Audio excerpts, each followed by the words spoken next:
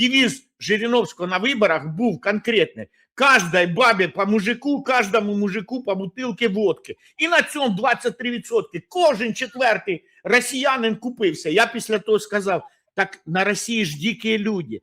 Но коли я говорив з професіоналами, спрацювало, але коли ми говорили з такими ж самими, я був початкуючий тоді політтехнолог, да, там, я тільки вчився, і мені старий, добрий там, у мене був покойний, царство небесне, Саша Ігнатовський, він каже: так у нас такі самі.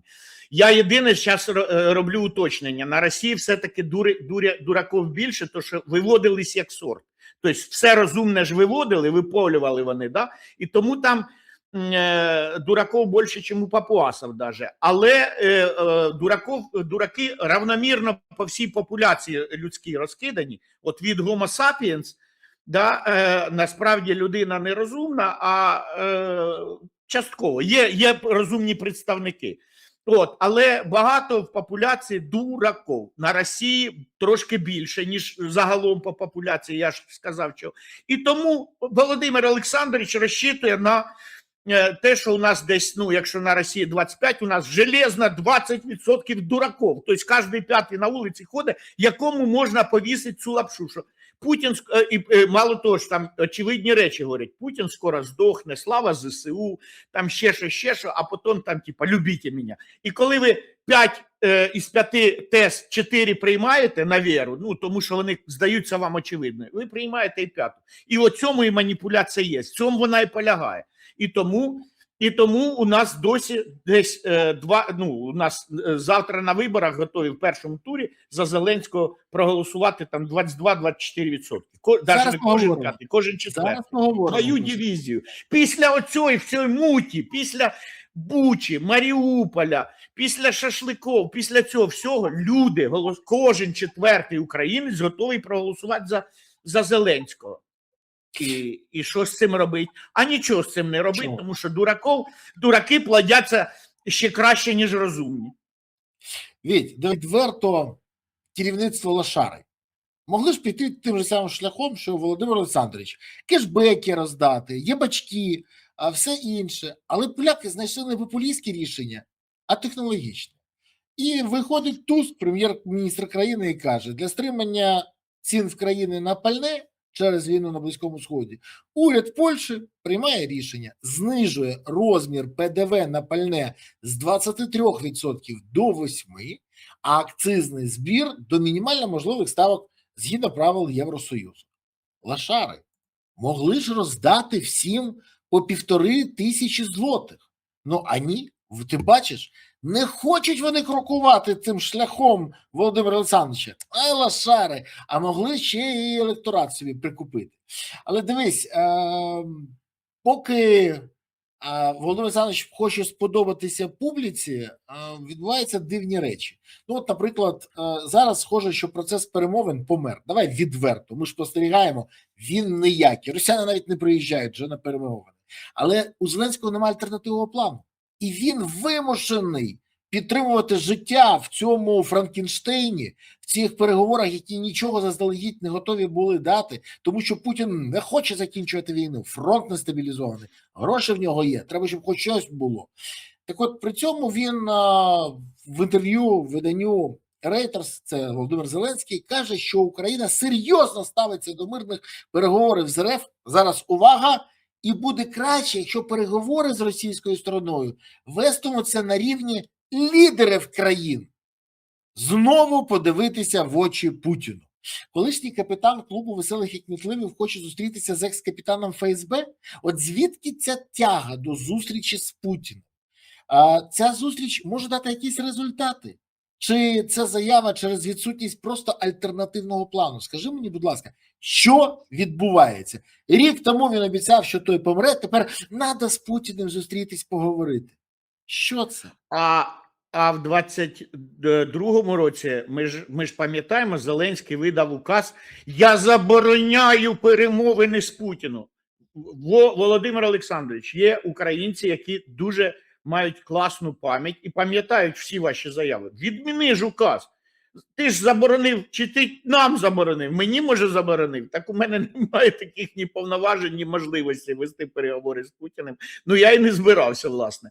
Кому ти указом заборонив вести переговори з Путіним? Відміни указ. Ну, вже ж треба ж діяти по процедурі. Вони наскільки їм плювать на закони, на процедури. Указ – це нормативний документ. Президент заборонив. І тут це той самий президент, чи підмінили, бо це про Путіна кажуть, та це двойник його. Може і у нас, то що я пам'ятаю, той, що на шашлики звав, був цей побритий завжди, і в костюмчикі, а це в якомусь лапсердаку і небритий. То може у нас теж двойник, тому що той президент Зеленський забороняв вести переговори, а цей каже, треба. А все чому? Українці, повірте, що це ради вас, тому що ви бідні, убогі, тут там, типа, що ви без мене зробили? А я от хочу. Окей, Путін уже щось не здихає, як я обіцяв, там, типа, ну, треба, значить, вести переговори. А я кажу, Володимир Олександрович, це маніпуляція, це знову гра на очікуваннях людей, що Зеленський може щось знає, може він зустрінеться і скаже, а давай закінчимо війну, а Путін. Твою дивізію, оце ідея, оце класна ідея, Вова, чого ж ти раніше не сказав? Знову ж, Володимир Олександрович, якщо у вас є ідея, і ви людям нахлабучуєте, то чого ж ви раніше, навіщо ви 4 роки ждали, коли оце десятки тисяч українців, сотні тисяч помруть, мільйони виїдуть, там, типа, якщо ви знаєте фокус цей, то чого ж ви раніше його не пред'явили? Та ви нам, собственно, його і пред'являли в 2019 році. Загляну йому в очі, там договоримося посерединки, а зараз що, не виходить?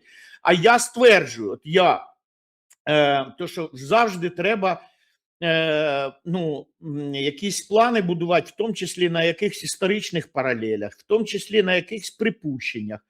І от дуже класне, або не припущеннях, або як на аксіомах, да? Тобто аксіома – це на чому ми базуємося, це те, що приймається без обговорень, ну, типа, як очевидна річ. То треба прийняти як очевидну річ, що Путін хоче, і дуже чітко сформулював це генерал Залужний, да? Там, типа, що мета Путіна, тобто виходимо з того, яка його мета, він хоче знищити Україну.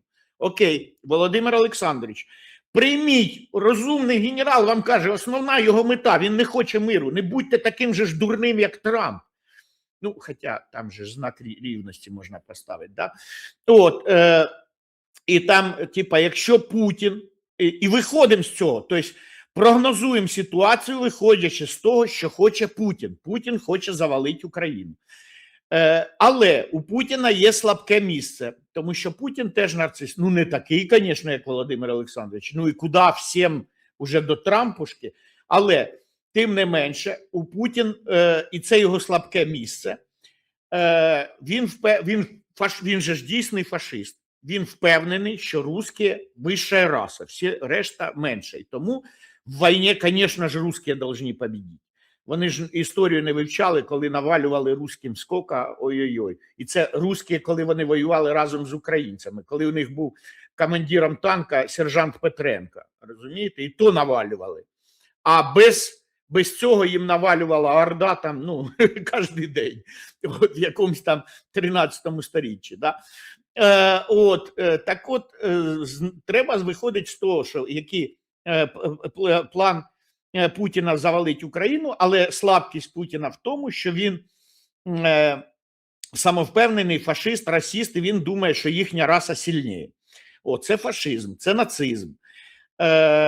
І тому він думає, що вони можуть перемогти. От його впевненістю треба побороти. Тобто, що треба зробити з Путіним? Щоб він поняв, що нас завалить не вийде. Скільки не воюй. І його зупинити може тільки впевненість, що нічого не вийде. А поки йому, так само як друга слабкість, що Володимир Олександрович, так як і вам брешуть підлеглі, так само брешуть і Путіну. Чому? Тому що з нарцисами так треба себе вести. Казати, все у нас хорошо, он наймудріший, он найвеличніший. І тому комбати для того, щоб просувалася у них кар'єра, да, там брешуть камбрігам, камбріги в корпус, корпусні Сирському, Сирський там навалює, брехню Зеленському, що все хорошо, фронт стоїть, все нормально, не треба нам нових там мобілізувати, там нічого. І ті, хто говорить правду, як Залужний, тих позбуваються, тому що, гадство, я сижу в теплій ванні, і тут мені ушат холодної води на голову. Кому це понравиться? Да? От Володимиру Олександровичу це не подобається. Але треба, щоб Володимир Олександрович зрозумів, що Путін хоче нас знищити, і єдина можливість зупинити Путіна – це дати йому зрозуміти, що у нього нічого не вийде, що не вийде нічого, точно нічого. Там Владимир Владимирович, стопудов нічого. Це Володимир Олександрович Владимиру Владимировичу це хоче сказати. Це все туфта, нічого так не вийде. Але у нас же ж історичні паралелі. А нафіга взагалі вам зустрічатися? Якщо фронт зупиниться і Путін зрозуміє, чи захоче він зустрічатися з Зеленським. В жодному разі не захоче зустрічатися з Зеленським. Чому? Психотип Путіна такий. Він вважає, що є тільки троє людей авторитетних в світі. Сам Путін, Сі Цзіньпінь і Трамп. І він може тільки з ними, як з рівними, говорити. Для нього Зеленський – це вискочка, недоучка, да, там якийсь КВНчик, який його там розвлікав. Тобто для Путіна, але мало того, не тільки для Путіна, для якогось дяді Вані із Рязані, для дяді Вови із Тамбова, приниженням буде зустріч їх як лідерів. Він не визнає, Володимир Олександрович, вас як лідера. І тому єдиний варіант, коли він може зустрітися з Зеленським, це, як він в 19-му році зустрічався, в нормандському форматі, типа ще були ж фрау Меркель, ще ж був там Макрон, і тоді і Зеленський, типа, давайте на наш підсовет визовемо цього ще двоюшника. І тому, можливо, зустріч з Зеленським, коли поруч буде сидіти Трамп, який теж не любить Зеленського по іншим причинам, то із-за Байдена, ну і хворої уяви. А Путін теж із-за хворої уяви, що чудак, який перед ним виступав як КВНщик, да, там казав: Владимир Владимирович, заберіть мене назад, а зараз там вийшов із-під контроля, якби, і теж ж недолюблює Володимира Олександровича.